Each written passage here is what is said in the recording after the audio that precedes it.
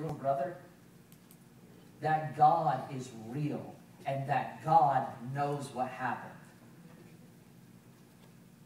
Sometimes when things happen, we look at God and we think of God only in the good times, but in fact, when we think of God in the bad times, we ask ourselves, does he even know what's happened? Is he there? Does he care?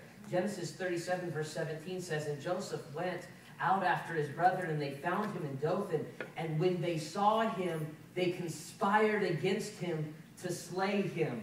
If you're Joseph, you're thinking the world's on your side. Dad loves me. My brothers have to put up with me. God gave me a dream that one day all of my brothers would literally bow down to me. This is my life, and it's good, and it's perfect, and look at how great it's going to be. And there's a straight arrow from point A to point B, and my life is going to turn out perfectly. This is Joseph's thoughts, I suppose. But then life doesn't turn out the way it's supposed to. And though you might be promised by God you'll get there, you don't know how getting there works. And the getting there for Joseph ended up being that his brothers conspired against him to kill him. You know, when I see this passage, I can't help but think of Jesus.